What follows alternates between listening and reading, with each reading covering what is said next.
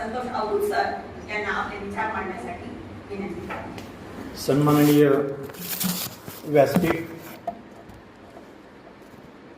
व्यासपीठावरील आजच्या या शहीद दिनाच्या निमित्तानं जो कार्यक्रम आयोजित केलेला आहे त्या कार्यक्रमाचे सन्माननीय अध्यक्ष डॉक्टर मोरे सर, इतिहास विभाग प्रमुख माझे सन्माननीय गुरु डॉक्टर सरवदे सर, व्यासपीठावरील उपस्थित आपल्या तेरणा महाविद्यालयाचे staff secretary Chandrajit Jadhav sir, समोर उपस्थित असणारा सर्व प्राध्यापक वृंद, त्याचबरोबर काहीतरी चार शब्द नवीन आपल्या कानावरती पडतील म्हणून आवर्जून उपस्थित असणारा सर्व महाविद्यालयाचा विद्यार्थी वर्ग,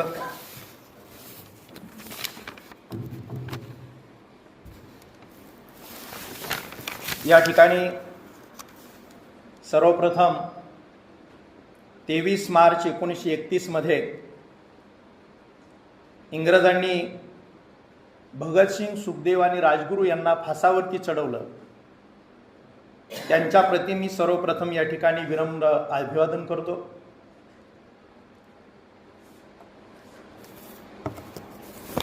आणि जो मला विषय दिलेला आहे त्या विषयाकडे मी वळतो.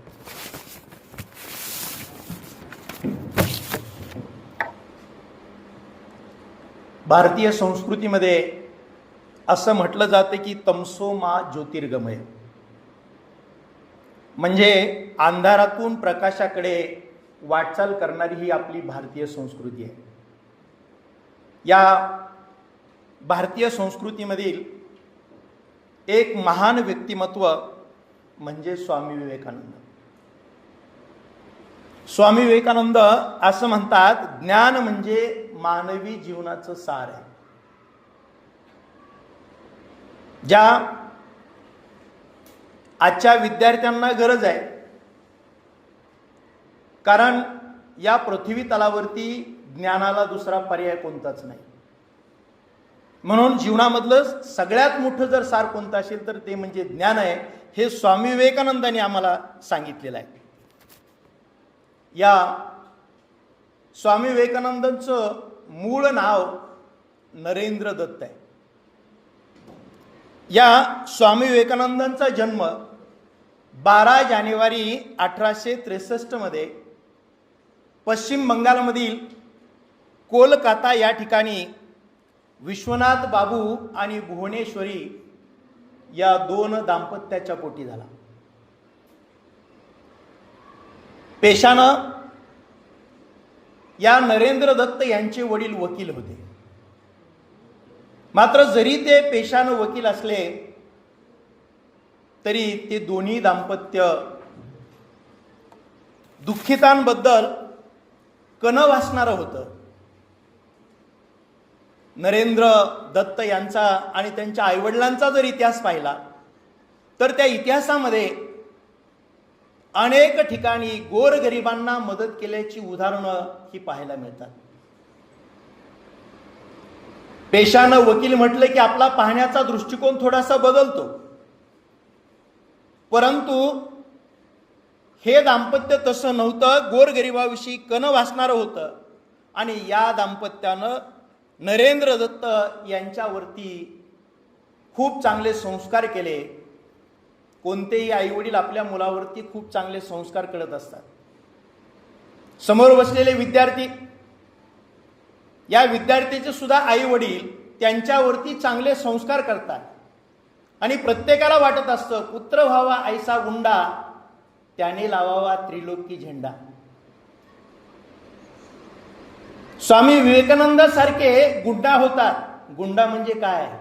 पराक्रमी, शूर, धाडशी. पण आमची मुलं गुंडाच्या ऐवजी गुंड होतात. गुंडा झालं पाहिजे म्हणजे शूर झालं पाहिजे, धाडशी झालं पाहिजे, पराक्रमी झालं पाहिजे असं प्रत्येकाच्या आईवडिलांना वाटत असतं. आणि त्या नरेंद्राच्या आईवडिलांना देखील तेच वाटायचं. नरेंद्र शालेय जीवनामध्ये खूप हुशार होते. प्रखर अशा प्रकारची बुद्धिमत्ता त्यांना लाभलेली होती आणि त्या बुद्धिमत्तेच्या जोरावरती त्यांनी प्राथमिक आणि महाविद्यालयीन शिक्षण घेतलं. हे शिक्षण घेत असताना त्यांचं एक उदाहरण तुम्हाला सांगतो. आपल्याकडे प्रश्नपत्रिका असते आणि प्रत्येक विषयाच्या प्रश्नपत्रिकेमध्ये एक प्रश्न असतो. खालीलपैकी कोणत्याही 5 प्रश्नांची उत्तरे लिहा. आणि 10 प्रश्न देतात, 8 देतात. मग आमची मुलं ते 8-10 प्रश्न वाचतात आणि कोणते सोपे वाटतात बरं तेवढे प्रश्न लिहून काढतात आणि जे काही आपल्याला मार्क मिळवायचे ते मिळवतात. पण स्वामी विवेकानंद काय करत होते, एवढा अभ्यास करत होते, एवढी प्रखर अशा प्रकारची बुद्धिमत्ता त्यांची होती.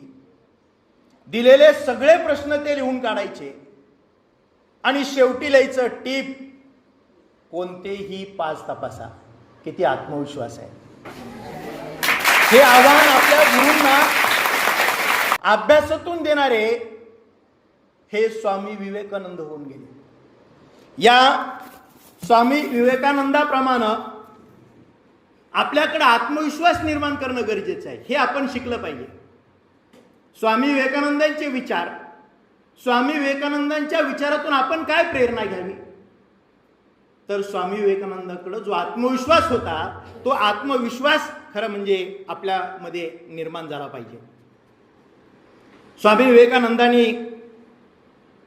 हिंदू धर्माचा प्रसार केला, हिंदू धर्माचा अभ्यास केला. सगळ्यात प्राचीन धर्म जर कोणता असेल तर तो म्हणजे हिंदू धर्म आहे. 4000 वर्षापूर्वी वेदामध्ये हिंदू धर्माचा उल्लेख या ठिकाणी सापडतो. म्हणून सर्व इतिहासकारांच्या मते आजपर्यंत तरी सर्व इतिहासकार सांगतात सगळ्यात जर प्राचीन कोणता धर्म असेल तर तो म्हणजे हिंदू धर्म आहे. ज्यू धर्म असेल, बौद्ध धर्म असेल, ख्रिश्चन धर्म असेल, मुस्लिम धर्म असेल, हे सगळे नंतरचे, परंतु सगळ्यात अगोदरचा जर कोणता असेल प्राचीन धर्म कोणता असेल तर तो म्हणजे हिंदू धर्म आहे. आणि त्या हिंदू धर्माचा अभ्यास या स्वामी विवेकानंदांनी केला. स्वामी विवेकानंदांचे एक मित्र सुरेंद्रनाथ मित्र नावाचे त्यांचे एक मित्र होते आणि त्यांच्याकडं पाद्यपूजेसाठी रामकृष्ण परमहंस येणार होते. आणि रामकृष्ण परमहंस पाद्यपूजेसाठी आले त्यावेळी या स्वामी विवेकानंदांच्या मित्रांनी त्यांना तिथं बोलवलं. का तर स्वामी विवेकानंदांना चांगलं गाणं म्हणता येत होतं. आणि ज्यावेळी या रामकृष्ण परमहंसांची पाद्यपूजा होणार होती त्यावेळी स्वामी विवेकानंद गाणं गाणार होते. स्वामी विवेकानंदांनी गाणं म्हटलं आणि त्याच क्षणी रामकृष्ण परमहंसांना ते एवढं गाणं आवडलं, ते स्वामी विवेकानंदांचं व्यक्तिमत्व आवडलं, तो आवाज आवडला, त्यांच्याकडे असणारं ज्ञान आवडलं. आणि रामकृष्ण परमहंसांनी स्वतः या स्वामी विवेकानंदांना सांगितलं की तुम्ही दक्षिणेमध्ये या. आणि स्वामी विवेकानंद दक्षिणेमध्ये गेले, या रामकृष्ण परमहंसांच्या सानिध्यामध्ये गेले आणि रामकृष्ण परमहंस यांचं ज्ञान त्यांनी पाहिलं. आणि त्या दिवसापासून ही पहिली दोघांची भेट होती. त्या दिवसापासून या स्वामी विवेकानंदांनी परमहंस यांना गुरु करून घेतलं.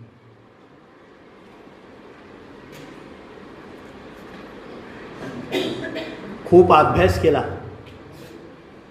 सर्व धर्माचा अभ्यास केला, हिंदू धर्माचा अभ्यास केला. आणि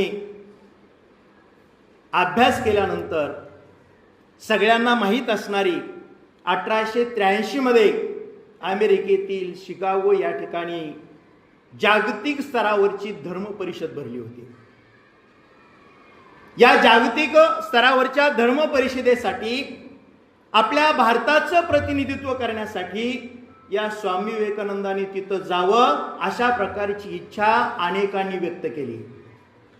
कारण स्वामी विवेकानंदच हिंदू धर्म त्या ठिकाणी प्रभावीपणे मांडू शकतात हा विश्वास त्यांच्या अनेक शिष्यांना होता. आणि म्हणून सगळ्या शिष्यांनी आग्रह धरला अनेक वेगवेगळ्या प्रकारची मदत त्यांना दिली आणि सांगितलं तुम्ही काही झालं तरी शिकागो या ठिकाणच्या धर्म परिषदेला गेलं पाहिजे असा आग्रह धरला. आणि स्वामी विवेकानंदांनी त्याच दिवशी संन्यास स्वीकारला आणि आता मात्र नरेंद्र दत्त न राहता त्यांचं नामकरण स्वामी विवेकानंद असं झालं आणि ते त्या धर्म परिषदेला गेले.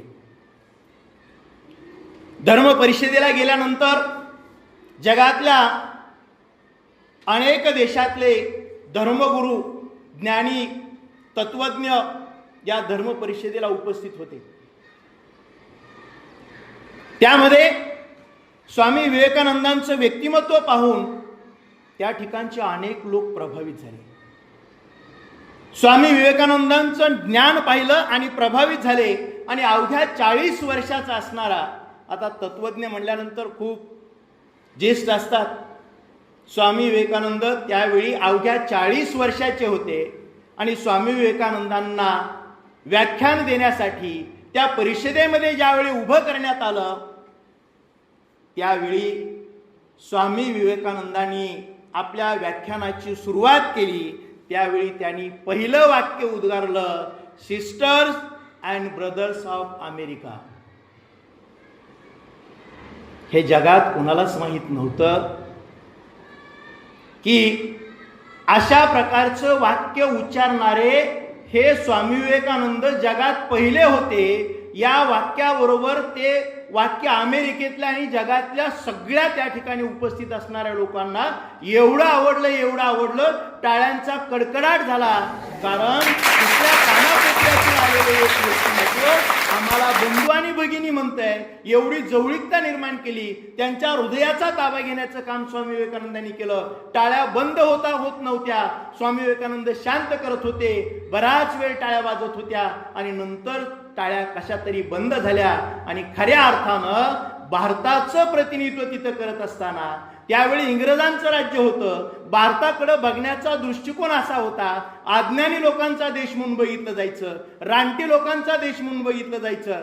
परंतु स्वामी विवेकानंदांच्या या वाक्यानं खऱ्या अर्थानं भारताची ही सगळी जी कमकुवत बाजू समजली जायची, इंग्रज भारतीयांना काळे समजायचे, ती सगळी बाजू किंवा सगळं जे काही हे आहे ते सगळं पुसलं गेलं. हे स्वामी विवेकानंद या जगामध्ये नावारूपाला. या धर्म परिषदेचं उद्दिष्ट किंवा वेगवेगळ्या धर्माचं उद्दिष्ट या स्वामी विवेकानंदांनी तिथं सांगितलं. अरे बाबांनो, आपण ज्यावेळी एखादा धर्म पुढे घेऊन जातो, कुठला तरी एखादा धर्म स्वीकारतो, त्यावेळी त्या धर्माची उद्दिष्ट आपल्याला माहीत असली पाहिजे. त्या धर्माचं तत्वज्ञान आपल्याला माहीत असलं पाहिजे. त्यांनी सांगितलं की आपण वाटसरू आहोत. वाटसरू आहोत म्हणजे जगामध्ये अनेक धर्म आहेत. प्रत्येक धर्म आपापल्या परीनं पुढे वाटचाल करतोय. आपण वाटसरू आहेत.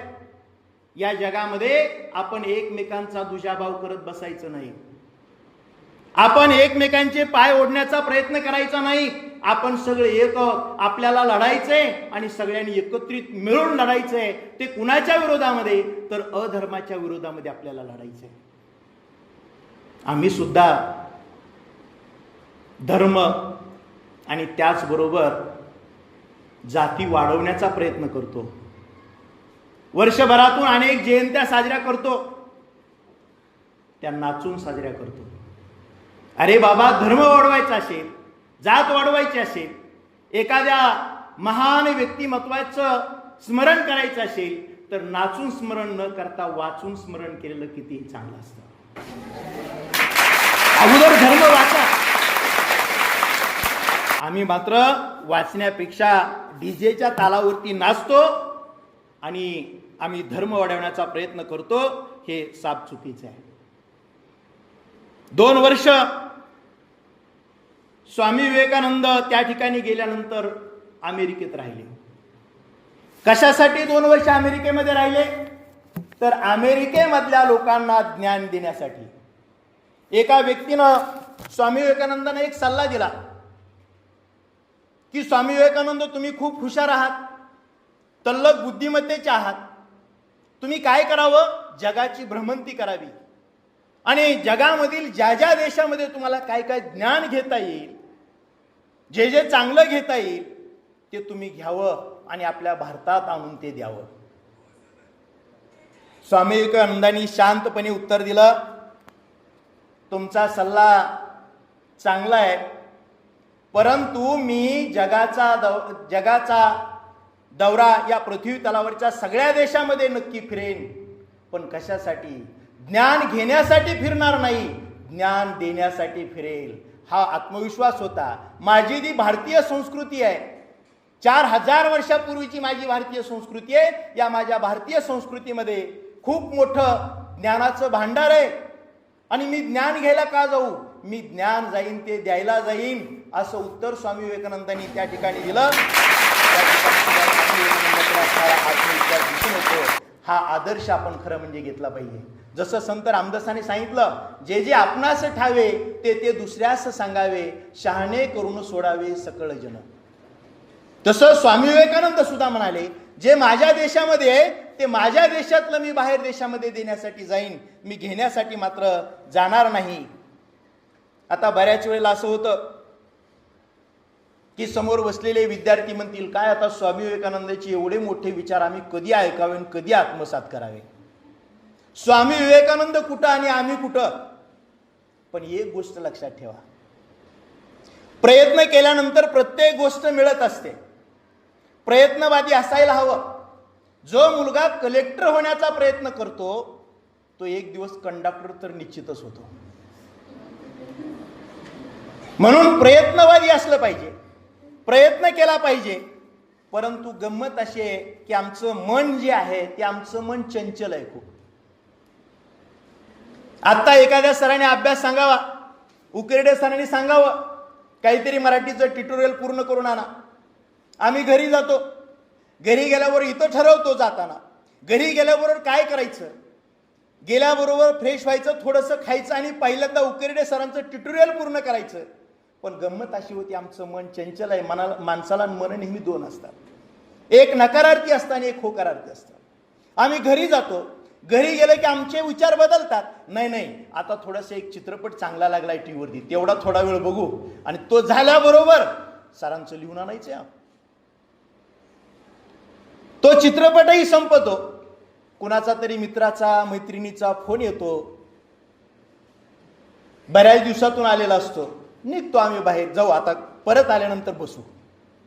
परत येतो, आता बसायचं, लिहायचंय. तेवढ्यामध्ये आई म्हणते, अरे जेवण करून घे. मग जेवणाकडे वळतो, जाऊ दे आता जेवण झालं. योगायोगानं त्या दिवशी सगळं आवडीचं तयार असतं, सगळं आवडीचं असतं, आणि मग थोडंसं जरा जेवण जास्त होतं आणि मग डोळे झाकायला लागतात. नाही आता सकाळी पहाटे लवकर उठायचं, आता झोपू. सकाळी उठून ते लिहायचं म्हणजे लिहायचं. किती वाजता उठायचं? 5लाच उठायचं. 6 कशा वाजतात आम्हाला कळत नाही, घड्याळाकडे बघतो 6 वाजलेत. नाही, फक्त आता 10च मिनिट झोपायचं. 10 मिनिटामध्ये आता उठायचं म्हणजे उठायचं. 7 कशा वाजतात कळत नाही, घाईघाईनं आंघोळ, तीच कॉलेज, संपलं आमचं काम. आणि खऱ्या अर्थानं यामुळं काय होतं, या आमच्या चंचल मनामुळं आम्ही कोणतंच आमचं उद्दिष्ट आणि कोणतंच ध्येय आमचं पूर्ण करू शकत नाही. सिंधुताई सपकाळांच्या मला खूप आवडलेल्या ओळी आहेत. फुलांच्या पायगड्यावरून चालत असताना अनेक काटे पायाला बोचत असतात, कारण काट्यांना फक्त बोचणं माहीत असतं, पण आपण आपले पाय एवढे घट्ट करावेत, एक दिवस काटेच म्हणतील हम झुकते है तुम चले जाओ. काटे म्हणजे संकट. कुणाच्या जीवनामध्ये संकट नसतात? स्वामी विवेकानंदांच्या जीवनामध्ये संकट नसतील का? ज्याच्या जीवनामध्ये संकट नाहीत तो मी माणूस समजत नाही. संकट माणसाच्या जीवनामध्ये असतात. म्हणून प्रयत्न करायला शिका, प्रयत्नवादी राहा. या भारताच्या थोर अशा संस्कृतीची, उदात्त मानवतावादाची जी शिकवण आहे ती जगाला शिकवण करून देण्याचं काम स्वामी विवेकानंदांनी केलं. आणि खऱ्या अर्थानं ते काम आजची जी तरुण पिढी आहे, या आजच्या तरुण पिढीनं ते काम पुढे घेऊन गेलं पाहिजे. हे खऱ्या अर्थानं आजच्या तरुण पिढीचं काम आहे. त्यांनी निष्ठा शिकवली, त्यांनी तत्व शिकवली, त्याग जपला. स्वामी विवेकानंद खूप त्यागी होते. तो त्याग सुद्धा आपल्याला आपल्या मध्ये निर्माण करता आला पाहिजे. एक त्यागाचं एक तुम्हाला उदाहरण सांगतो. स्वामी विवेकानंदांनी संन्यास स्वीकारला, एक तत्व पाळली, एक सुखी संसाराची आणि सुखी जीवनाचा त्याने त्याग केला आणि संन्यासाचं जीवन जगू लागले. एक 30 वर्षाची विधवा स्त्री एके दिवशी अचानकपणे स्वामी विवेकानंदांच्या खोलीमध्ये आली आणि विधवा स्त्रीकडे स्वामी विवेकानंदांनी पाहिलं आणि ती स्त्री म्हणाली, मला तुमच्यासारखा मुलगा हवा आहे. स्वामी विवेकानंदांनी पटकन गेले आणि पायावरती तिच्या डोकं ठेवलं आणि स्वामी विवेकानंद म्हणाले, आजपासून मी तुझा मुलगा.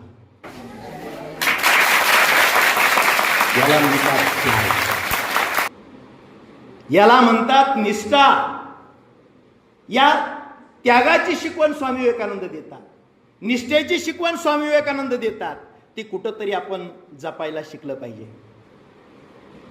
ज्ञान प्रत्येकाला मिळवता येतं, बुद्धिमत्ता प्रत्येकाला असते, ती आत्मसात करावी लागते. पुस्तकच आपण हातामध्ये घेतलेलं आहे, मिळेल का ज्ञान आपल्याला? मिळणार नाही. बुद्धिमत्ता प्रत्येकाला असते, तिचा विकास आपल्याला करायचा असतो. जितकं तुम्ही वाचाल तितकं तुम्ही ज्ञान मिळवाल. पण गंमत मी आता सांगितली त्याप्रमाणे आपण तिथपर्यंत जात नाही. मन दोन असतात आणि जे आमचं नकारार्थक मन असतं त्या नकारार्थी मनाच्या दिशेनं वाटेनं आम्ही या ठिकाणी चालायला लागतो.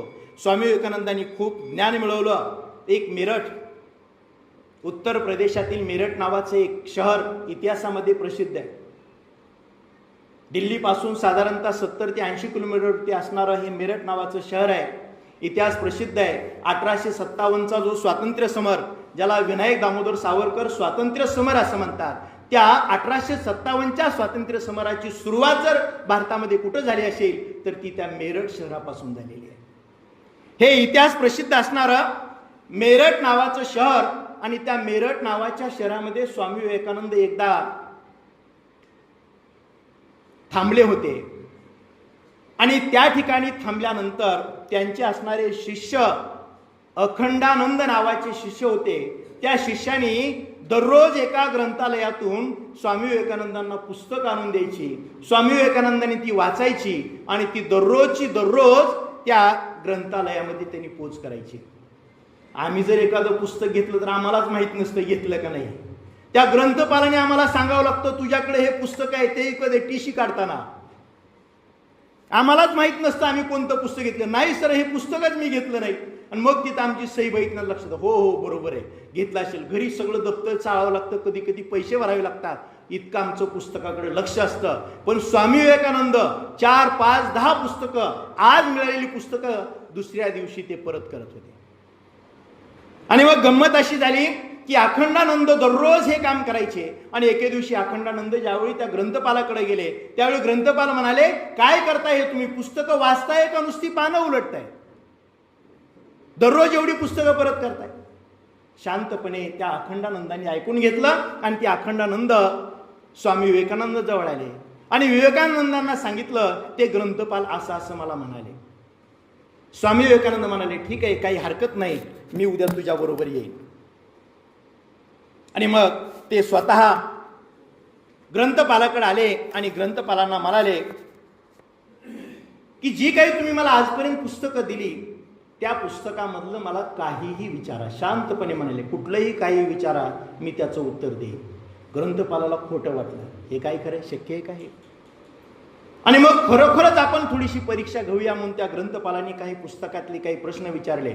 तसं नाही म्हणले, मला पान नंबर सुद्धा विचारा, कुठल्या पान नंबरवर आहे ते सुद्धा मी सांगतो. आणि खरोखरच 2-3 प्रश्न विचारले, पान नंबरसह, ओळीसह. ज्यावेळी ते स्वामी विवेकानंदांनी त्या ग्रंथपालाला सांगितलं त्यावेळी ग्रंथपाल चकित झाले आणि ग्रंथपाल म्हणाले, याचं रहस्य काय आहे ते मला जरा सांगा. हे तुम्ही कसं काय लक्षात ठेवू शकता? कारण हे लक्षात ठेवण्यासाठी तुम्ही नेमकं काय करता? त्यावेळी स्वामी विवेकानंदांनी शांतपणे सांगितलं की माझ्याकडं एकाग्रता आहे, मी ध्यान करतो आणि सगळ्यात महत्वाची गोष्ट म्हणजे माझा इंद्रियावरती खूप मोठा ताबा आहे. विद्यार्थी मित्रांनो, हे आपण शिकलं पाहिजे. आपल्या घरामध्ये आपण अभ्यासाला बसतो, ज्यावेळी आपल्या हातामध्ये पुस्तक असतं त्याच वेळी कुठंतरी बाजूच्या रूममधला टीव्हीचा आवाज आपल्या कानावरती पडतो. 10% पुस्तकात आणि 90% टीव्हीकडे लक्ष असतं. कुणी घरामध्ये नवीन पाहुणा आला, आमचं पुस्तकाकडे लक्ष नसतं, जास्त ते काय बोलतात त्याच्याकडे लक्ष असतं. याला एकाग्रता म्हणतात. ही एकाग्रता जोपर्यंत आपल्यामध्ये निर्माण होणार नाही तोपर्यंत, आणि मग आम्ही म्हणतो दररोज पुस्तक वाचतो, मराठीचं पुस्तक असेल, इतिहासाचं पुस्तक असेल, सगळं 4 वेळा वाचून टाकतो, पण लक्षात काय राहिलं? काहीच नाही, कोरीपाटी. का बरं असं व्हावं? ज्यावेळी एखादी गोष्ट, जसं टीव्ही बघत असताना आपलं जेवढं लक्ष असतं ना, अहो घास सुद्धा आम्ही तिकडं बघूनच खातो. कशात बोलवतं हे सुद्धा मला कळत नाही. का? नजर जर इकडे तिकडे गेली तर तिथलं काहीतरी पुन्हा कळणार नाही. इतकं लक्ष, इतकं आपण एकाग्र त्या टीव्हीकडे होतो. काय कमी आहे काय नाही ताटात हे सुद्धा आपल्याला कळत नाही. हे पाहताना जेवढं आपण एकाग्र होतो तेवढं एकाग्रता जर आपली पुस्तक वाचताना ठेवली तर का आपण स्वामी विवेकानंद, मी आता सांगितल्याप्रमाणे स्वामी विवेकानंद नाही होता येऊ द्या, काहीतरी ज्ञान मिळेल. कमीत कमी आपण चांगल्या मार्काने पास तरी होऊ. म्हणून ही गोष्ट लक्षात ठेवा, एकाग्रता, आपल्या इंद्रियावरती आपला ताबा असणं गरजेचं आहे आणि ती गोष्ट आपण करायला शिकलं पाहिजे. डॉक्टर बाबासाहेब आंबेडकरांनी सांगितलंय, वाचनानं मस्तक सुधारतं, वाचनानं मस्तक सुधारतं आणि सुधारलेलं मस्तक पुन्हा पुढंच कधी नतमस्तक होत नसतं. म्हणून वाचा. आणि म्हणून ही गोष्ट आपण लक्षात ठेवणं गरजेचं आहे. स्वामी विवेकानंद अमेरिकेमध्ये गेले, ते नुसतं व्याख्यान नाही, तिथं अनेक दिवस राहिले. आणि तसंच त्यांनी दुसरं एक व्याख्यान अमेरिकेमध्ये आयोजित केलं होतं. आणि त्या व्याख्यानादरम्यान गंमत अशी झाली, असाच एक टेबल ठेवलेला होता, त्या व्यासपीठावरती मान्यवर होते आणि एका कोपऱ्यामध्ये अशा ग्रंथ रचून ठेवले होते. स्वामी विवेकानंद बोलायला आले आणि स्वामी विवेकानंद बोलत असताना स्वामी विवेकानंदांचं लक्ष त्या ग्रंथाकडे गेलं, तर ग्रंथाच्या त्या लगोरीमध्ये सगळ्यात शेवटी खालच्या तळाला भगवद्गीता होती. कारण जगाचा, अमेरिकेचा, इंग्लंडचा, सगळ्याच देशाचा भारताकडे बघण्याचा दृष्टिकोन खूप खूप वाईट होता. भगवद्गीता कुठे ठेवायची? खालच्या कडेला, सगळे बाकी वर ग्रंथ. आणि मग स्वामी विवेकानंद असेच व्याख्यानासाठी उभे राहिले आणि स्वामी विवेकानंद उभे राहिले त्यावेळी स्वामी विवेकानंदांनी ते सगळं पाहिलं आणि त्याच्याकडे पाहून म्हणाले, बघा ती भगवद्गीता सगळ्यात खालच्या कडेला आहे. याचा अर्थ काय तुम्हाला समजला का? तर याचा अर्थ आहे सर्व धर्मग्रंथाचा पाया म्हणजे भगवद्गीता आहे.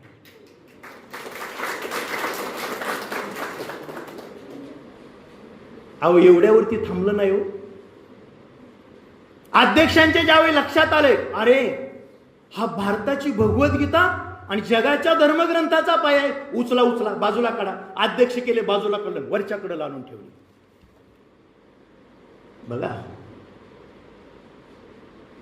स्वामी विवेकानंद बोलत राहिले आणि त्याच वेळी स्वामी विवेकानंदांना बघा 13व्या ते 17व्या शतकामधला आमचा संत परिवार आठवला, संत बहिणाबाई आठवली आणि संत बहिणाबाईंचा अभंग आठवला, संत कृपा झाली इमारत फळाली,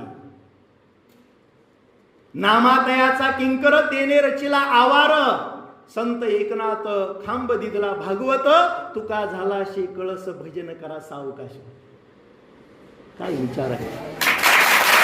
या 13व्या ते 17व्या शतकातली संत परंपरा म्हणजे संत ज्ञानेश्वरापासून ते संत रामदासापर्यंतचे संत आठवले, ते विचार तिथं आठवले आणि मग पुन्हा त्या ग्रंथाकडे त्यांनी पाहिलं आणि ग्रंथाकडे पाहून पुन्हा म्हणाले, बघा पाया तर भगवद्गीता आहेच आहे, पण कळस सुद्धा होण्याचा मान भगवद्गीतेला मिळाला.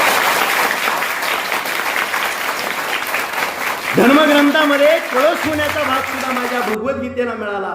म्हणजे एवढे चतुर आणि विद्वान हे स्वामी विवेकानंद होते. ज्यावेळी स्वामी विवेकानंदांचं निधन झालं त्यावेळी 5 जुलै 1902 मध्ये धडाडणारी त्या स्वामी विवेकानंदांची चिता पाहिली. स्वामी विवेकानंदांची माता भुवनेश्वरी त्या ठिकाणी उपस्थित होती आणि त्या भुवनेश्वरीच्या डोळ्यामध्ये आसू होते. आणि स्वामी विवेकानंदांच्या एका शिष्यानं या भुवनेश्वरीला विचारलं, का हो म्हणले, तुम्ही एका संन्याशाची माता आहात आणि असं असताना तुम्हाला एवढी मोहमाया का, तुमच्या डोळ्यामध्ये पाणी का? त्यावेळी त्या भुवनेश्वरीनं उत्तर दिलं, तसं काही नाहीये, माझ्या डोळ्यामध्ये पाणी कशासाठी आहे, तर त्याचं कारण असं आहे की माझा नरेंद्र गेला म्हणून माझ्या डोळ्यामध्ये पाणी नाहीये, तर या अध्यात्माचा जो आत्मज्ञान देणारा, जगाला आत्मज्ञान देणारा, केवळ माझ्या महाराष्ट्राला नाही, भारताला नाही, जगाला आत्मज्ञान देणारा विश्वयोगी गेला आणि या जगाचं अपरिमित अशा प्रकारचं नुकसान झालं म्हणून माझ्या डोळ्यामध्ये पाणी आहे, नरेंद्रासाठी नाही. जसं महाराणा प्रतापचं ज्यावेळी राज्य गेलं, त्यावेळी महाराणा प्रतापचं राज्य गेल्यानंतर महाराणा प्रतापच्या डोळ्यातलं पाणी एका गरीब व्यक्तीनं पाहिलं आणि विचारलं, का हो डोळ्यामध्ये राज्य गेलं म्हणून तुमच्या डोळ्यामध्ये पाणी आहे का? त्यावेळी महाराणा प्रतापनं उत्तर दिलं, राज्य गेलं म्हणून माझ्या डोळ्यामध्ये पाणी नाहीये.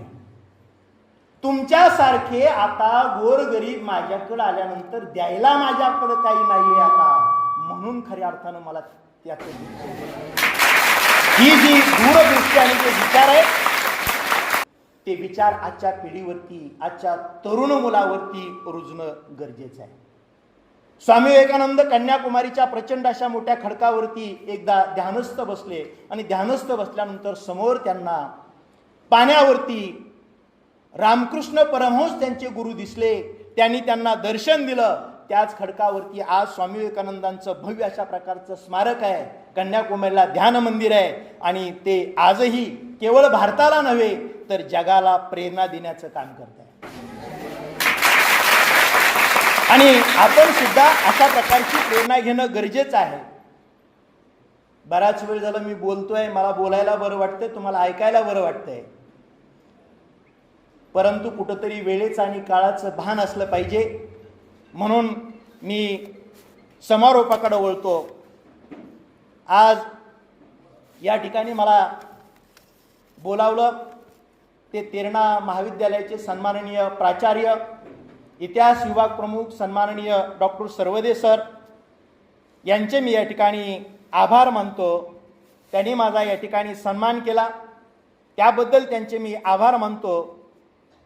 सर्व प्राध्यापक वर्ग, तज्ज्ञ प्राध्यापक वर्ग, खरं म्हणजे प्राध्यापक वर्गापुढे मी बोलणं योग्य नाही, परंतु प्राध्यापकांनी सुद्धा अगदी शांतपणे ऐकून घेतलं. समोर बसलेले विद्यार्थी कधीच एवढा वेळ बसू शकत नसतात. ज्यावेळी सर्वदेर सरांनी सांगितलं की अर्धा पाऊण तास बोलतील, त्यावेळी चेहरे बघण्यासारखे झाले होते. आता काय, आता हालता येत नाही. समोर प्राचार्य आहेत, इतिहास विभाग प्रमुख आहेत, उकिरडे सर आहेत, आता हालता येत नाही. परंतु त्यांनी सुद्धा अगदी शांत मनानं लक्षपूर्वक ऐकून घेतलं. त्याबद्दल त्यांचे देखील या ठिकाणी मनपूर्वक मी आभार मानतो. जाता जाता फक्त एकच गोष्ट सांगतो, एक तरी तत्व आणि एक तरी गुण या स्वामी विवेकानंदांचा आपण घ्यावा आणि तो आत्मसात करावा, त्या पद्धतीनं वागण्याचा प्रयत्न करावा ही अपेक्षा या ठिकाणी व्यक्त करतो आणि मी माझ्या वाणीला या ठिकाणी पूर्णविराम देतो. जय हिंद.